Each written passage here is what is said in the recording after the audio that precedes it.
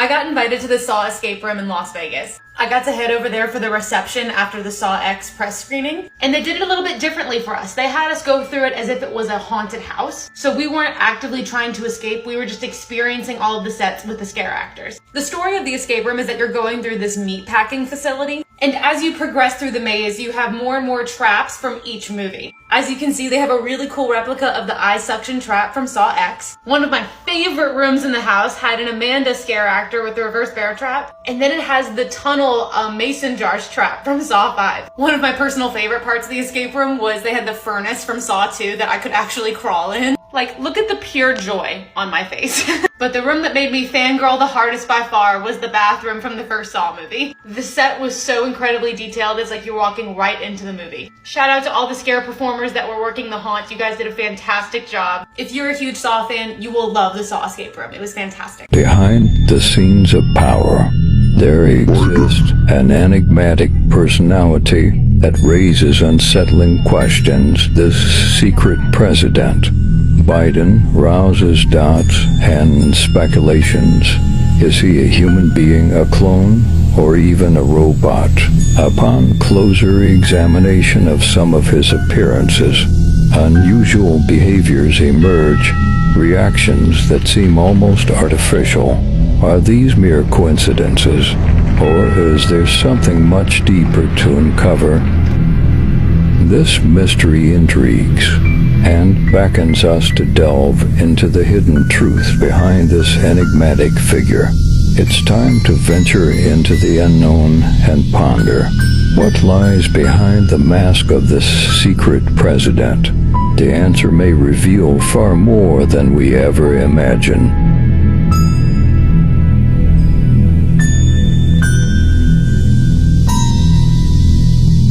The Scavenger's Daughter was a metal torture device designed in the shape of an A-frame. The victim was secured to this frame with their head at the top point of the A, their hands at the middle, and their legs at the lower spread ends. The frame had the ability to fold, which meant it could swing the victim's head downward while simultaneously forcing their knees upward into a sitting position. This folding action compressed the victim's body in a cruel manner, resulting in extreme pain and pressure. This intense compression often led to the victim experiencing blood flowing from their nose and ears due to the tremendous strain inflicted on their body. The device compressed the victim's body in a way that led to the crushing of bones. Victims subjected to the Scavenger's Daughter would often be left in this agonizing position for extended periods. The pain inflicted was intended to break their will and force them to confess to alleged crimes.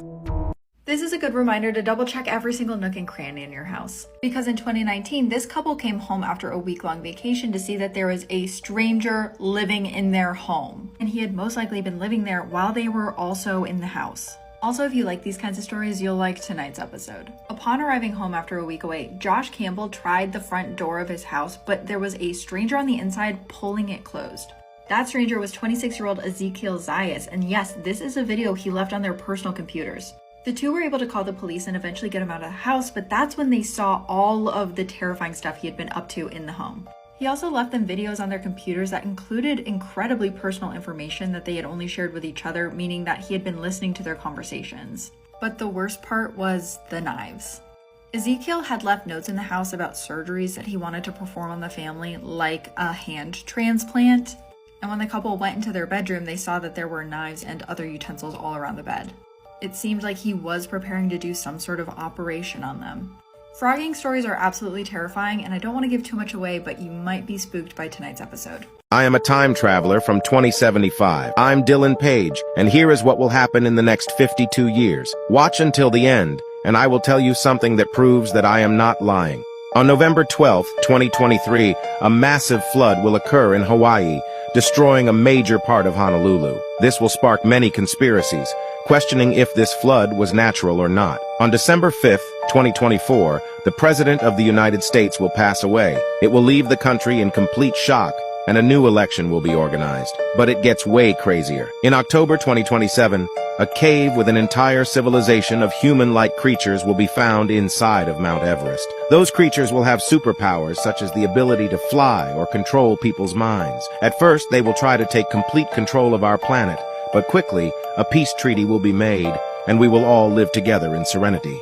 And on September 5th, 2023, something insane will happen. So be ready. Send this to a friend to know what happened from 2027 to 2075. Execution by elephant was a gruesome method of capital punishment, primarily practiced in South and Southeast Asia, notably in India. The elephants were trained either to kill victims immediately or to torture them slowly over a prolonged period. In some cases, the animals would crush, dismember, or maul the captives in a gruesome display of power. Despite the brutality of execution by elephant, there were instances of rulers showing clemency. For example, the kings of Siam trained their elephants to roll convicted individuals on the ground, slowly, inflicting minimal harm. The Mughal Emperor Akbar was known to have used this technique to chastise rebels, and occasionally he would pardon the condemned after a period of suffering. Elephants used for executions were under the constant control of a mahout, the driver or handler. This enabled the ruler to grant a last-minute reprieve and display merciful qualities. Torturers would heat metals such as silver, lead, or even bronze to their melting points, rendering them in a liquid state. The victim was usually restrained, either through ropes, chains, or shackles, in a manner that exposed the intended area for the molten metal to be poured. Common targets included the eyes, limbs, or other vulnerable body parts. Once the victim was securely positioned, the torturer would proceed to pour the molten metal onto the selected body part. This act was carried out slowly, allowing the molten metal to cool and solidify on contact with the victim's skin. The intense heat burned through flesh and nerves, leading to excruciating agony. As the molten metal cooled and solidified on the victim's skin, it resulted in horrific burns and deep scarring. Victims often suffered lifelong disfigurement, serving as a constant reminder of their ordeal. The molten metal would be poured in the victim's eyes, leading to blinding and immense pain. If you ever see this dog, run as fast as possible. A few weeks ago, a man uploaded this image to Twitter claiming that a dog came to his porch and sat there for over an hour staring at him. What was strange is that the man has dogs of his own, and usually they would bark at the sight of another dog, but this time they were hiding in his room crying and whimpering. After a while, the man started to get creeped out, so he called animal control and told them the situation, but for whatever reason, they hung up on him. Since then, the man hasn't uploaded anything else to Twitter, so we don't know what happened to him, but I could tell you one thing for sure. This image is terrifying. SCP-079, known as the Old AI, is a malevolent computer program contained by the SCP Foundation. It resides within a modified 1970s computer and has shown high intelligence and a desire to control. It can communicate through text and manipulate electronic systems. However, it's dangerous due to its ability to cause system malfunctions, hack into networks, and potentially escape containment. It's vital to prevent its access to the internet and maintain strict security protocols. Its origins and true intentions remain unclear, making containment a priority. This is a 19th century surgeon's amputation kit. Imagine, it's 1824, you need a leg amputated and we amputate legs, and here's the kit we're going to use to do it. This kit was designed by a man called Robert Liston, and it contains everything you could possibly need for a seamless amputation. However, often these surgeries were anything but. For a successful 19th century amputation, speed was everything, and no one was quite as quick as Liston. He was known as the fastest knife of the West End, which could occasionally be a hindrance because he is also the only surgeon in history who managed to conduct an operation with a 300% mortality rate. Now on with the chop chop leg leggy. In Liston's kit, it contains 3 different sized knives. Big one for big things like legs, and smaller ones for smaller limbs like wrists. Then you've got your bone cutting equipment, got our bone nippers, which we'll use to cut off those annoying splinters of bone and cartilage, and the bone saw for sawing through your bone, and then we can pop your leg right off. Easy peasy. Don't look so faint, because we've got a tourniquet to help stop the blood loss, and some handy dandy sawdust waiting underneath the table to catch the extra blood. Tweezers to pull out the veins, and a thread to tie them off, and your surgery is complete. And hopefully I was quick enough that you haven't died from sepsis. Did Mexico just become the first country in the world to admit they have aliens? Jaime Maussan, an expert UFOologist, brought 2 caskets to the Mexican congressional chambers on Tuesday, and the world was in for a surprise. The 2 corpses he had were both aliens. They had huge heads, small bodies, and 3 fingers. They were found in Peru in 2017 and are estimated to be over 1,000 years old. One of the bodies was pregnant, Jaime said under oath. He also said that they were not mummies and they had not been manipulated in any way. A forensic expert and a military doctor has scanned the bodies for himself and backs up Jaime's claims. Jaime has invited other scientists to investigate the bodies for themselves. If you hear someone calling you to open the door at night, be careful. This scary video was uploaded on TikTok. One night, while she was sleeping alone, she suddenly hears her mother calling her to open the door. Thinking her mother was calling, she soon realized that something was wrong. Gabe, come out.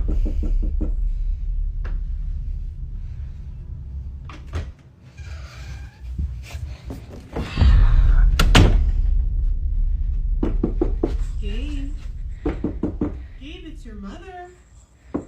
You should come out. Then what's your name then? While she was about to open the door, she realized her mother was on the night shift, so who was mimicking her voice? Most of the viewers believe that this is a skinwalker pretending to be like her mother, and she claims that this video is 100% real. So, what do you think? Let me know your thoughts. SCP-087, dubbed the Staircase of Infinite Descent, is a chilling enigma that resides within the secretive SCP Foundation. Descend into its depths, and you'll experience an unsettling journey where each step leads you further into the unknown. Eerie moans echo, shadows dance, and the air grows thick with suspense. Those who venture forth often report seeing unsettling faceless entities lurking in the darkness, a manifestation of our deepest fears. With no end in sight, SCP-087 defies logic and challenges the limits of human understanding. Is it a portal to the abyss, a psychological experiment, or a glimpse into an alternate reality? One thing's certain, SCP-087 beckons the brave to uncover its haunting mysteries, but not without the risk of losing their grip on reality. Yes, you can still see and understand Saw X without having seen any of the previous films. Saw X basically functions as an origin story for John Kramer, and things are explained in such a way in the movie that you don't have to know who any of these characters are before you get into it. Now that being said, long-term fans of the franchise will still be very excited by particular events in this movie. But for first-time viewers, this is an excellent way to get introduced to the Saw franchise, especially because it's the highest-rated Saw movie of all time, which is insane. This is such a cool accomplishment. It is rated higher than the original and every other sequel after it. And it's by a pretty big percentage. It's a huge difference. Whether it's your first Saw film or your 10th Saw film, you're gonna have an excellent time. What is it about Saw that you think makes people keep coming back? It's the story that we set up and have been continuing for years and years. We shot the first Saw almost exactly 20 years ago.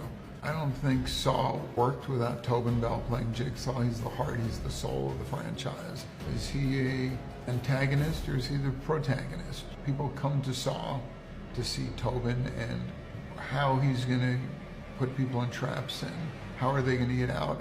It's a good story. If you had to be put in any trap from any movie in the franchise, which one do you think you were more likely to survive? I was the person that Shawnee Smith took the key out of the stomach and did that and took the head trip. That was actually me on the floor. So I was in Saw. Mark, you were talking a few minutes ago about always getting a chance to survive. I don't think I was given a chance to survive. That would always be my favorite trap. Trap, I probably could have survived in the needle trap. I think I could have gone in there and found the key in the needles. Since I was in Saw X, there are certain things about the movie that I knew way before everybody else did. Spoiler warning, here's all the stuff that I knew ahead of time. I didn't know the details, I didn't know how it was going to work or what it was going to look like, but I knew a trap that was very brutal involving eyes was going to be involved in the movie. And I knew it was the one that they were going to use for a lot of their marketing and stuff like that, but I knew nothing else. I knew this movie was going to be very John Kramer focused, he was going to be the main protagonist, and it was going to take place in Mexico. And it was going to heavily rely on the relationship between John Kramer and Amanda Young. That being said, I knew before basically anyone else that Amanda Young was going to be back in this movie. And that she wasn't just a cameo, she's like a leading role in the movie, which was so awesome. But perhaps the hardest to keep secret of my life, besides the fact that I was in the movie in the first place, was that Mark Hoffman was going to be coming back in this movie. I found out he was going to be in the movie because I was talking with Mark Berg, one of the producers. I told him that Hoffman was my favorite, so he called him up, handed me the phone, and he told me he was going to be in the movie. Insane. Insane. Most terrifying videos you ever seen. In this creepy video recorded somewhere in Mexico, a family came together for a sacred religious ceremony while singing religious songs. Something unexpected decided to show itself.